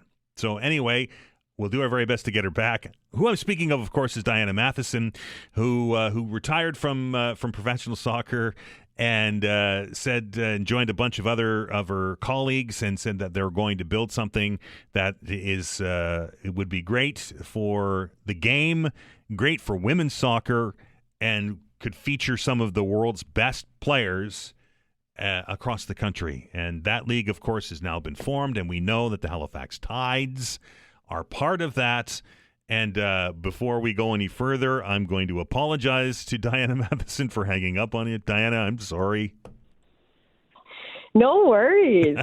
Keeping me on my toes, that's all. Right? No, it's a Friday. Fingers, little buttons, big fingers. You know how it is. Anyway, Diana, I know you were in the studio when the league was the Northern Super League was in its infancy, when we were just about creating it, just announcing it was going to happen. And it has since become reality, and the Halifax Tides, who are our favorite team here on this program, I will say that, are off and running. Maybe not the greatest season, but at least getting some support here. Tell me a little bit about the genesis of this league. Tell me a little bit about what we will see in this documentary as our other guest, Michele Hozer, who's on the line. Michele, how are you? I'm fine, thank you. Followed you throughout this process to create this documentary. Yeah, it was, and I'll speak about it a bit, but anyone that wants to learn more, we've got the world premiere of this incredible documentary that Michele and her team put together, The Pitch, and we're kicking it off at the Atlantic International Film Festival, which is incredible, on Monday, so I cannot wait. And yeah, this documentary tells the story of the building of this league, what that looked like. Michele and her team was following us from day one over, a 2-year period. And, more than that, I think Michele and her team has captured really well the story of Canadian women's soccer in this country. And, prominent figures like Erin McLeod, your hero there with the Tides in her last year. She features prominently, and it's really, really impactful. And anyone that has, watched women's soccer in Canada, cheered us on, played soccer, has a daughter that plays soccer, should come check out this film. Michele, tell me a little bit about the production of this. This must have been a rather large undertaking as you pitched it and got it done, and now we'll premiere it here at the film festival. Oh, yeah. So as Diana said, we've been following Diana since day one, so over 2.5 years. And naively, when I first started the project, I thought, okay, sports, there's tons of money behind it. There's corporations, federation. And then I met Diana, and I thought, oh, how interesting. A former player is going to put together a league. And that was the driving question throughout the whole country. Why is it that it's these women from the national team who've taken upon themselves to put together a league? And Diana is a true hero, and all the former players. It's a film that goes beyond sports on how women want to change the world and do it in their own way. Diana, the league is a reality. We watch the Tides here. Obviously, a long road for you two from sitting down and pen and paper and figuring this out to where we're at today. Yeah, it's surreal sometimes, to be honest. I had the pleasure of going to all the opening games, and the opening games is really kind of where the documentary wraps up those incredible moments. And it was in the 3 years of trying to build this thing and all the struggles and uncertainty, anyone who's who's built a business knows how stressful it can be. It was always those opening games and this opening year I was pitching, and I can tell you so far it's surpassed expectations. The quality on the field has been fantastic. The fans have been fantastic. The broadcast on TV looks great. The sponsors have been showing up. So, year one was about existing, right? Like that's been the journey over the last 3 years. That's been the journey over the last decades for women's soccer in this country. Year one was about kicking off. And now we get to keep growing from here. We know in year one, we're already going to be one of the top 5 women's professional leagues in the world. And that is because Canada is so incredible at women's sport. And I hope Canadians know women's pro sport is an emerging industry. It's a growing industry, and Canada is truly, truly world-class at it. And you've got a world-class team right there in market with the Tides. And that's what I'll tell anybody who will listen, Diana, is that, the Northern Super League and the Halifax Tides, this league is as top-notch as it can get. It's, as you mentioned, it's one of the top 5 on the planet. Yeah, it absolutely is. And I know you mentioned it there. The Tides, they're not getting all the results they want this year. But I can, former player here, I can speak from experience. I was a part of a team that was in the bottom of the table of the first year of the National Women's Soccer League in the U.S. inaugural year, and 2 years later we were in the final. So stay with your team. It won't be too long before they're climbing up the table. I promise you that. Season coming to an end, Diana, here very shortly. I think this last weekend's coming up very shortly. That being said, next year, this is your year of existing. The next year, we're going to see women's soccer on this league. And are you planning to grow? Are you staying where you're at? What's next for the league? Yeah, great question. Next year will still be 6 teams, but we announced actually just this week our plans for expansion. And that means we're starting to work now to find our 7th team. That would kick off in 2027. And we've got 4 teams in the East right now and 2 in the West. So we're really honing in on Central to West. We're looking at cities in Manitoba, Saskatchewan, Alberta, BC to find that 7th team, and then we'll keep growing from there. As for the documentary itself, Michele, big weekend coming up there, or a big week next week with the premiere hitting the screen. Yeah, absolutely. Monday night is our world premiere. Come and see the film. It's got great highs and great lows, and not great lows, but certainly a fantastic finish. When a documentary filmmaker, it's rare that you work on a good news story, and this is certainly one. And for the few people that's seen the film, I know the first comment is, wow, where can I go and see one of these games? Right. So come Monday night to see Diana, see Aaron at the festival, and we're looking forward to it. Well, I appreciate it, and I wish you all the best with the film. And Diana, I wish you all the best with the remainder of the season, and of course next year. And next year we'll see the Halifax Tides at the top of the table. That's my prediction.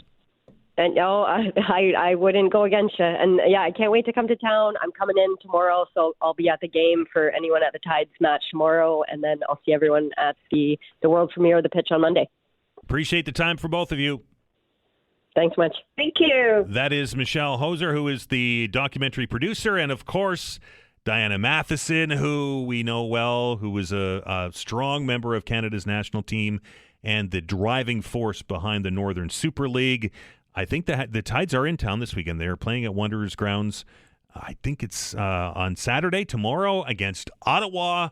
If you haven't been, looks like it's going to be okay weather-wise. Might be a good opportunity to do that. Get that in the back of your brain, and then go and see the film at the Atlantic International Film Festival on Monday. When we come back, it seems like this time of the year is festival season. We've seen a number of different organizations across HRM hosting festivals. I think the Italian Festival was last weekend. This weekend on the 14th, which is Sunday, the 4th annual Bangladesh Festival is underway. We'll dig into that when we come back with the director of the Bangladesh Canada Friendship Society. Lamia Chowdhury will be your guest. You're listening to the Todd Veinotte Show. I'm Dan Alstrand. We're back in minutes.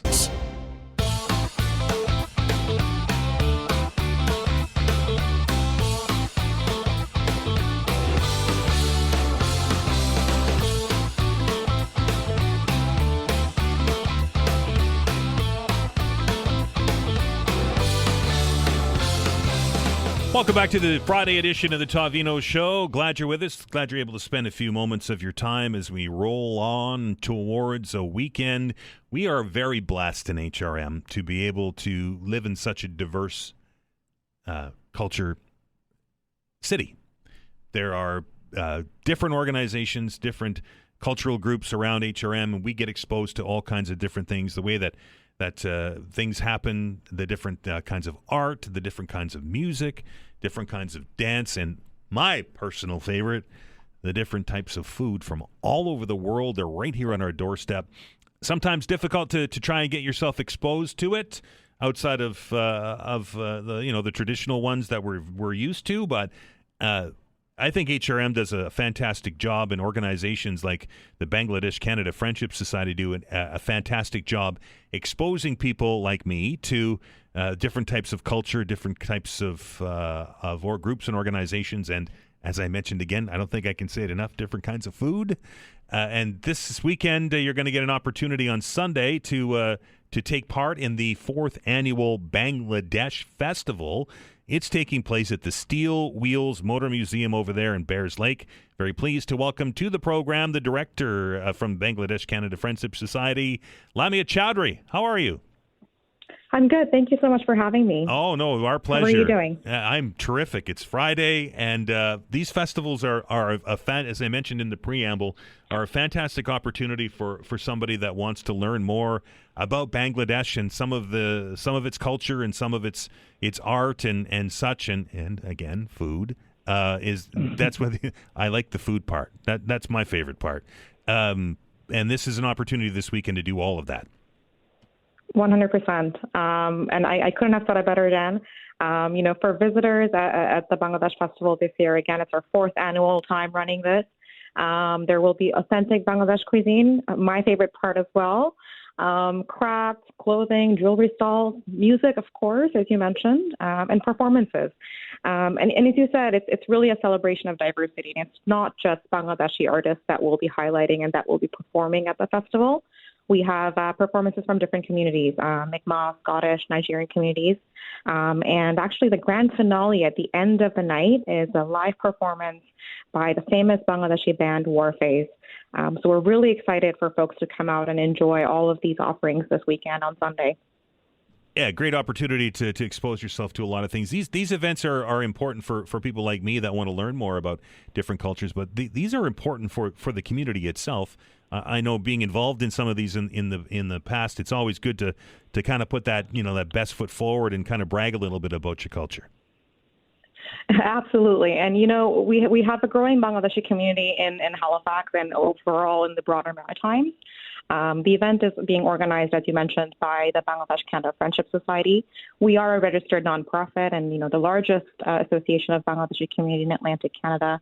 It's entirely volunteer-driven, and of course, we're grateful to our sponsors and province of Nova Scotia for making the festival possible. And we're really hoping for folks to come out, interact with us, see what Bangladeshi culture is about. And of course, we want them to experience all of the facets of our really vibrant culture. And it's really a celebration of the diversity that we have in HRM, and we're really hoping folks will come out and enjoy that. It's a family-friendly event, so bring your entire family. It's running from 11 a.m. to 10 p.m. 11 to 5 is the general admission, where you can experience the different stalls, performances, and then from 6 onwards is when we have the concert. And, of course, there will be something there, as you mentioned, family-friendly for everybody, something there for the kids, something there for the adults, and you certainly won't be bored. You won't be. That I can guarantee you 100%. There are kids' performances as well as adult performances, and food is for everyone, Dan. So I can't tell you the delicious food that will be served at this event by small businesses, and we're really excited for that. And I'm looking forward to that. I'm keeping my appetite wide open, and I'm also making sure that I have some bags to take home, the shopping, the jewelry, the clothing stalls. It's really going to be great, and we're really hoping for peak attendance this year. We have some key dignitaries joining us this year, and the keynote speech actually is being given by His Honor, the Honorable Mike Savage, Lieutenant Governor of Nova Scotia, We have other community leaders coming to the event as well. So we're really hoping for some good attendance and some great connections. So it goes on Sunday, and it goes at the Steel Wheels Motor Museum in Bears Lake. That's right. And there is free parking available. And the venue is really awesome. I'm not sure if you've been, Dan, but not only will guests enjoy the festival, but they really have the opportunity to see a remarkable collection of rare vintage cars at the museum without the additional charge. And it's really a great opportunity to see these beautiful, beautiful cars as well. 2-for-1 deal. Exactly. Doesn't get any better than that. All right. So no, absolutely does not. If we want to learn more, is there a website? Is there a Facebook? Or where do we get more details? 100%. You can go to our website. It's bcfsociety.ca or our Facebook page, which is BCFS Bangladesh Festival. You can buy tickets online on both of these mediums, but there's tickets available at the gate as well. Best of success, and hopefully we'll see you there. I hope you can come if you're available on Sunday, Dan. Oh, well, I'll just follow my nose. All right, sounds good. It'll lead you there. Fair enough. Thank you. Okay, thanks. Take care. Lamia Chowdhury is the director of the Bangladesh-Canada Friendship Society. I know there's a lot more to these things, and you know how important it is. It's great to learn. It's great to be exposed to all of these different kinds of culture. And let's face it, most cultures are centered around obviously art and music and such, but the real commonality is the food, right? We have just such a diverse community here in HRM. Even in the radio station, we have a diverse community. People from that are maybe second generation or third generation from some other place, and we get exposed to some of the traditional foods here over the holidays and those kind of things, and of course. Very, very good eats, I will say, and going to a number of these festivals. As I mentioned, the Italian Fest. I've been to the India Fest and the Greeks, and of course all of that. You really get a real taste of not only the cuisine but the community, and these are so important for the community, I think, because as I mentioned, it's you're always very proud of that, and be able to shout it from the rooftops in an event like this is a fantastic event. All the best to all the organizers there. Again, it's at the Steel Wheels Motor Museum in Bears Lake, and lots of people are going to be there. Big dignitaries are going to be there. Lieutenant Governor is going to be there, and I hope that you can spend some time there as well. We're going to take another break. As I mentioned, the Friday, the last half hour of the program, a little bit different this week. We're going to welcome Allister Aalders in, who's going to run you down on your weather. Also, Clinton Wilkins will be here to tee up Mortgage 101. It's one of these Mortgage 101. They're all good, but this edition of Mortgage 101 is poignant. It's going to deal with back to school and some of the challenges that parents and students are facing with regards to accommodations and the cost of living. And I think Clinton might even have a prediction in there, but I don't want to give it away. So Clinton will be here, and then we'll wrap things up with our friend and sports guru. That is Mr. Cecil. So that's all still to come on the program. Hope you can stick around. We're going to stop. We're going to take a break a little bit early here just so that we can try and make room for everything. And we'll be back on the other side. You're listening to the Todd Veinotte Show. I'm Dan Aalders. We're back in minutes.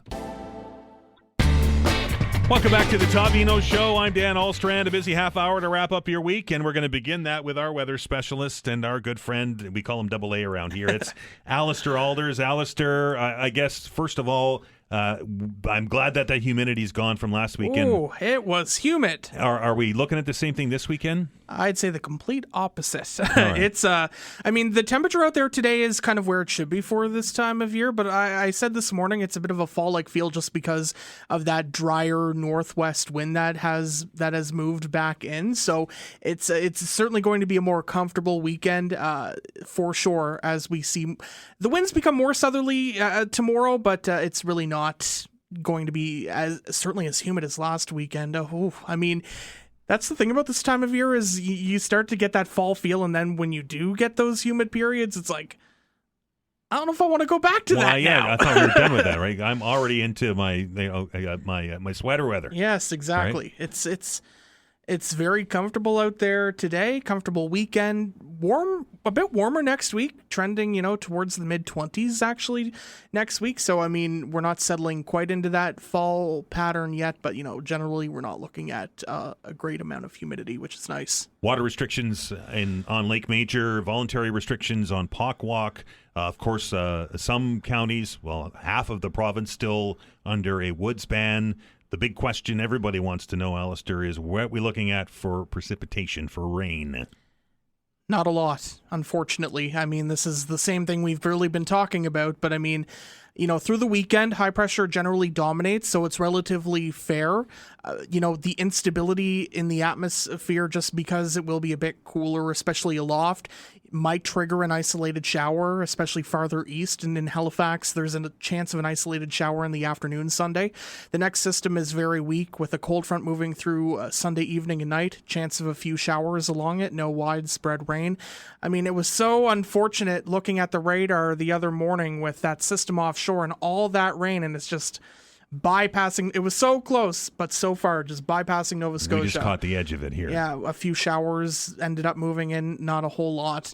And as we go towards, the middle of the month, hard to believe we will be at that point already, but generally a dry pattern, chance for a few showers later next week, but overall no real signs or true indications of the pattern changing to favor, one that's more active and would bring in more rain at this point. Unfortunately, anyway. Right? Unfortunately. I know there's and it's not just the forest fires and it's not just the woods ban. It's the drought. It's the drought and the drought monitor. We saw that today. We got the update from Agri-Food and Agriculture Canada on Wednesday, and yeah, the most of Nova Scotia is in some form of drought, but the big takeaway was, the valley, Hants, Cumberland, parts of Pictou, Antigonish, and Eastern Cape Breton, which are now experiencing an extreme drought. I mean, that's a level D3 on their drought monitor of 1 to 4.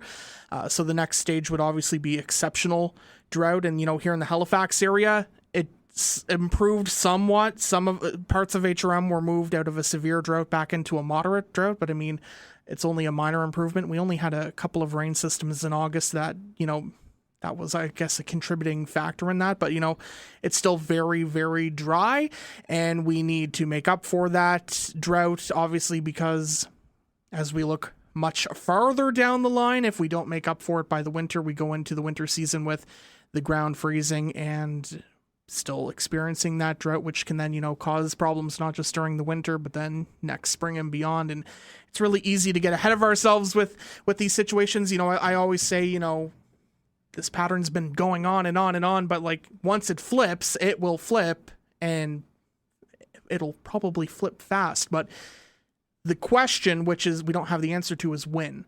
I mean, we don't see any signs of that immediately. You always hear that, right? You hear people say, well, we got to pay for this sometime, right? But I think that with people filling their wells and the restrictions on, I think people are resigned to the fact that we need rain. Yes. I mean, we have been spoiled with this nice weather. I mean, for all the issues it's caused. I mean, it's been great weather for, spending time outdoors. I mean, obviously it did lead to some restrictions in some cases for, in the woods and whatnot.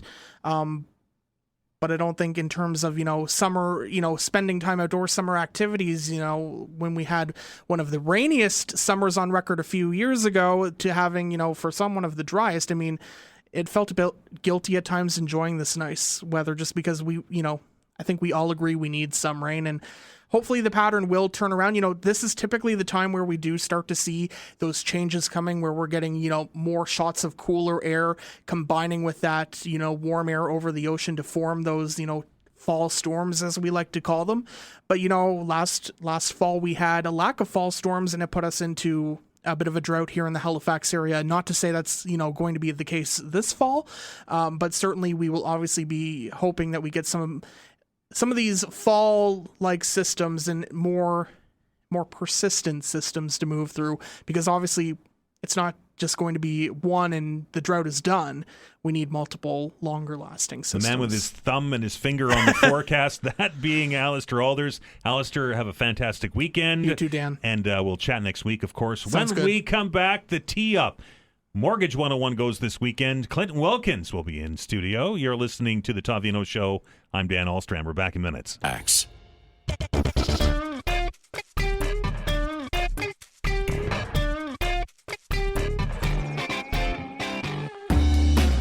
All right, welcome back to the Todd Veinotte Show. I'm Dan Alstrand. Hope you're having a fantastic day out there. We know that it's that time of the month again, and that means it's time to welcome Clinton Wilkins into the studio as we get set for another fun-filled episode of Mortgage 101. Clinton, how are you, brother? I'm doing great. Happy Friday, Dan.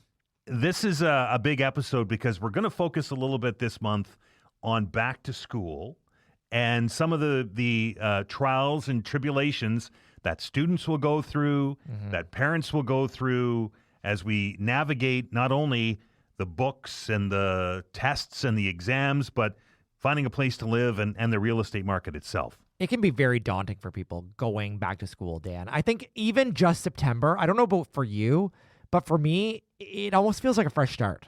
I don't know. It's bizarre. I think as soon as Labor Day hits, although it's still summer, it feels like you're starting a new chapter of your life or something. I think September just means something different to people than other first of the months. I love the first, though. It's always like a fresh start. I love a Monday.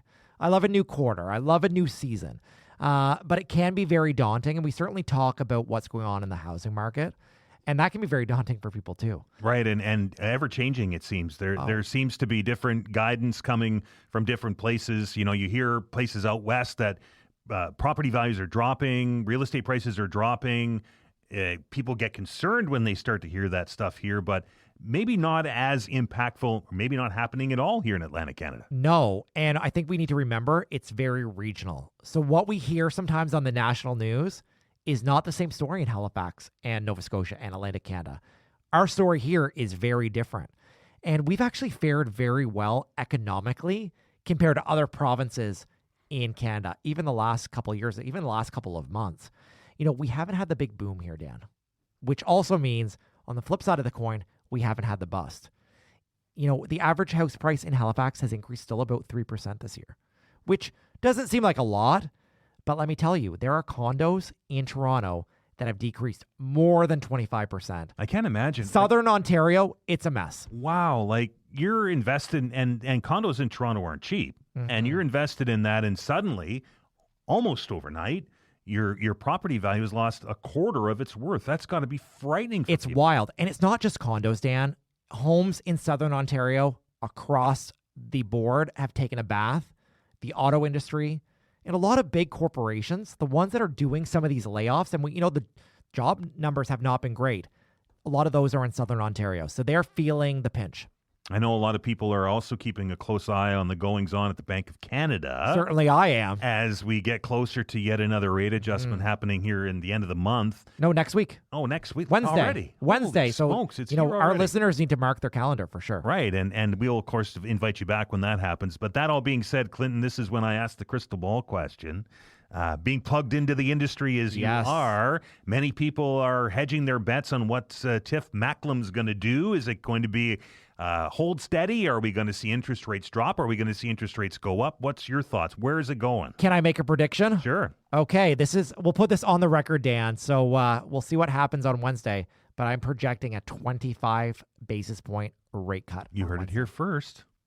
So I'm sure we'll have a lot of listeners tune in next Wednesday to see if I'm right or wrong. Right, and if they're not, we'll give them your email address. Certainly. Email me all you want. Again, this is a prediction. I am not an economist. Well, call me the Barstool economist, just like Barstool Sports. Yes. You know what? Barstool economy. That being said, I did host a call for business partners like realtors, lawyers, financial planners, and a lot of people from our team for Nova Scotia and New Brunswick. And I had a senior economist on from Bank of Montreal, and BMO is projecting 75 basis points of rate cuts total between now and January next year. As I mentioned earlier, Clinton, this month's episode of Mortgage 101, which you'll hear on Saturday and Sunday here on 95.7 News Radio, is focusing on back to school. And you had an interesting story. I don't want to give the whole thing away, but you had an interesting story talking to families who are looking to come to Halifax, or at least their kids are looking to come to Halifax to go to school. And some people are going as far as considering purchasing a condo to avoid paying some of the exorbitant rents that we're seeing in the city. That's amazing to me. Yeah, the average 2-bedroom for an apartment is somewhere around $2,500 a month. So some of these parents are thinking, I buy a place for my child to live in. It still might be more than $2,500 by the time you pay property taxes, condo fees, mortgage payment.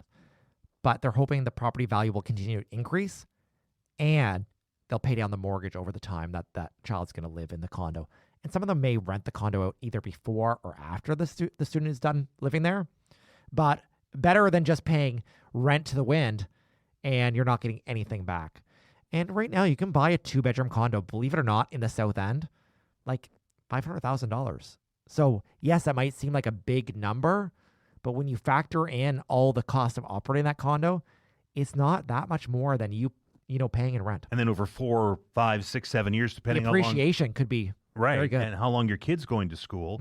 Not to mention that $2,500 a month apartment for the next 2 years anyway, we're going to probably see a 5% increase. And then if that rent cap comes off, who knows where it's going to go? Who knows where it's going to go? Also during the show, we talk a little bit about rates. And let me tell you, rates have been a sore spot. We went out to the street and I talked to some consumers, and every question was about rates.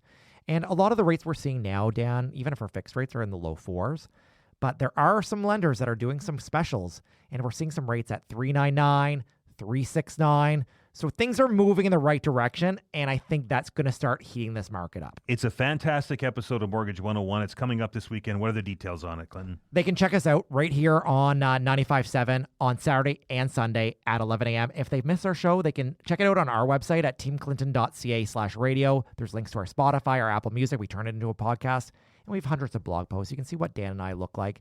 And you can also listen to it right here on the 95.7 website as well. We have it all article on there, and you can always check us out. Thanks, Clinton. Appreciate it, my friend. And I don't know how many extra copies we're going to sell with my mug on it, but anyway, that's there. 11 o'clock, as Clinton said, on Saturday and Sunday right here on 95.7 News Radio. Let's welcome into the show our good friend and sports guru, Cecil Wright. Cecil, how are you? What's going on, buddy? Oh, it's a busy time of year, is it not? As we get ready to watch the playoff race, the run to the pennant for the Jays. The Mooseheads are getting ready to go. Hockey training camps are right around the corner. I just don't have time for it all. Yeah, this is my favorite time of the year too. And you factor in the NBA right around the corner as well. Right. I mean, NBA and NHL are pretty simultaneous seasons anyway, but. With the Blue Jays and the playoff hunt, it makes things pretty exciting around here. Blue Jays last night, Gosman got a complete game shutout. You don't see that much anymore. No, you don't. You don't see complete games from anybody anymore, much less a complete game shutout. But he's having a pretty good season. Blue Jays, I don't know if you've taken a look at their upcoming schedule, but they've got a tough road to hoe. They got to go to Tampa Bay, then they got to go to Kansas City before Boston comes in. Right. Those are three pretty good teams. I know they start off with Baltimore, but now Baltimore's been playing better, though. To give them credit, they have been playing better baseball.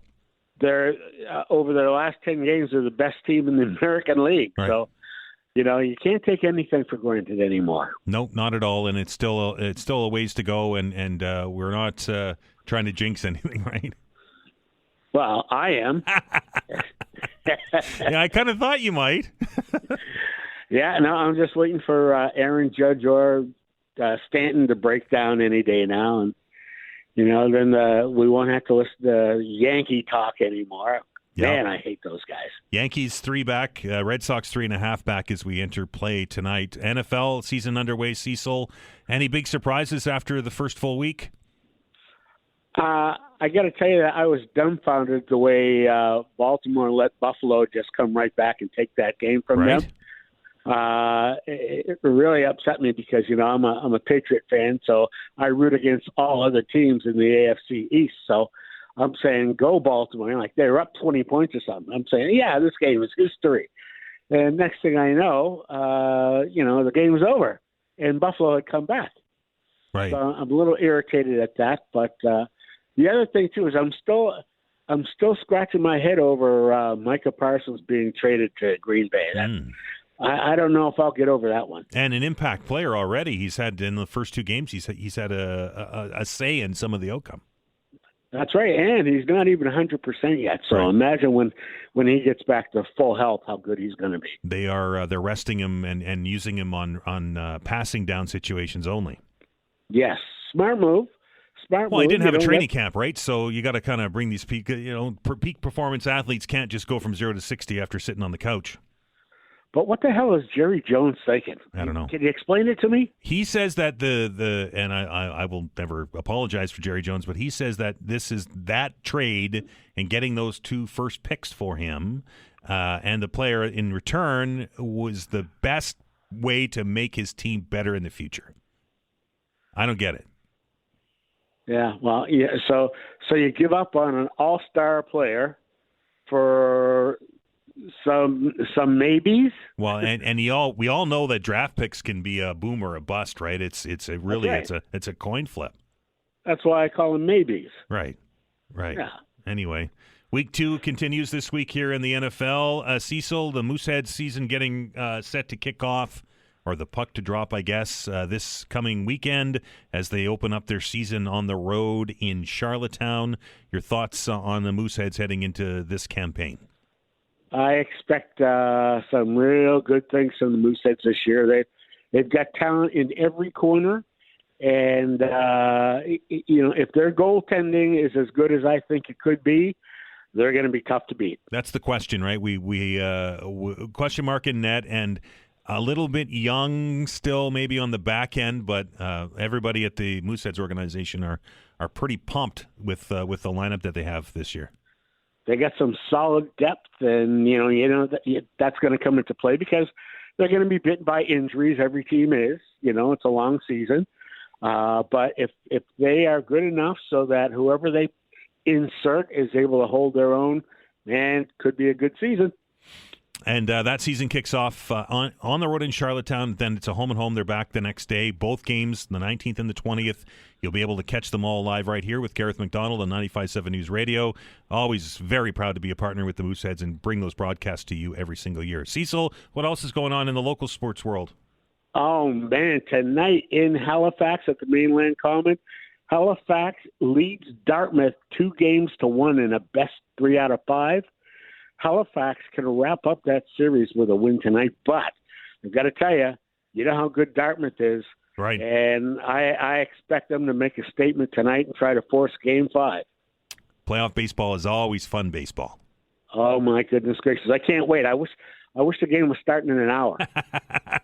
But if you haven't been to a game at the Mainland Common, go check it out. It's really good baseball. It's excellent baseball, and I expect a real good crowd tonight. Cecil, my friend, always a pleasure. Have a fantastic weekend. We'll talk to you next week.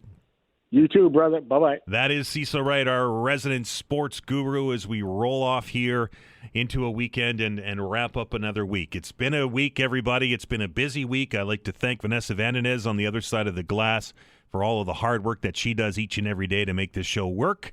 I can't say it enough. She is awesome. That's the only way to say that.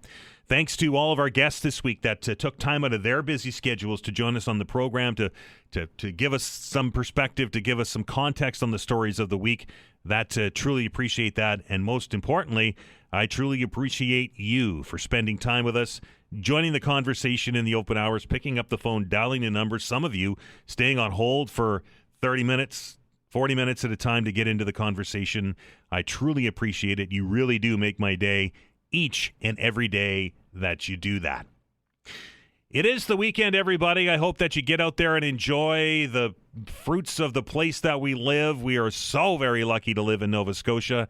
I know there's still some restrictions in part of the province, but there are restrictions lifted in others. Get out there and enjoy it. People travel for miles and miles to come here, spend thousands of dollars to see what's right in our backyard, and I hope you get a chance to get out there and enjoy it as well.